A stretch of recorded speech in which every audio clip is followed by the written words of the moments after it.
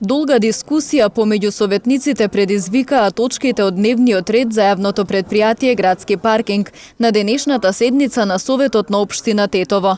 Најпрво беа усвоени предлог финансиските извештаи за работата на предпријатието за првите 2 тромесечја од годинава, кои покажале дека истото работи со загуби, пошто не беше прифатено барањето за кредит од комерцијалните банки. Според финансискиот извештај, Градски паркинг во првото тромесечие има загуба од 273.000 денари, додека во второто со загуба која ја надминува цифрата од 3 милиони денари. Според образложението на представникот на предпријатието, истото е резултат на корона кризата.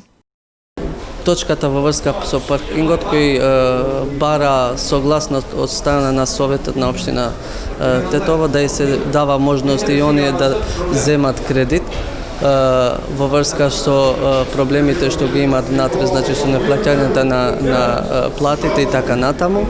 Значи после долго дискутирање со советниците, значи точката не помина поради тоа што немаше доволна информација и поради тоа што самиот директор не беше на самото место да го брани како точка. Па валда ќе му даваме уште една можност на предпријатието да доаѓа и самиот директор и да има што повише информации кон советниците за да имат и оние можност да поминат, пошто се знае дека ние како совет пред оваа седница баравме и до Владата на Република Северна Македонија да и се помага на општина Тетово во врска со овие проблеми. Значи ние ако не можеме сами да ги плаќаме, тогаш бараме институционално да ни се помага.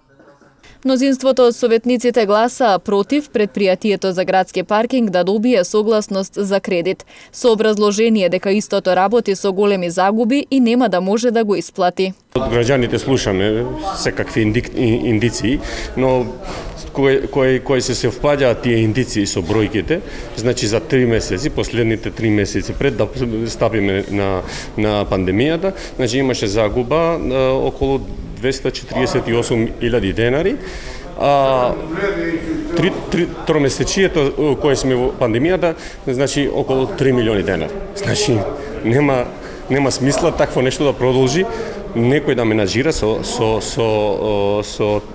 предпријатието со толку загуби. Инаку на дневниот ред на седницата се најдоа точки за финансиска помош и помош на социјални семејства, како и неколку детални урбанистички планови и легализација на бесправно изградени објекти.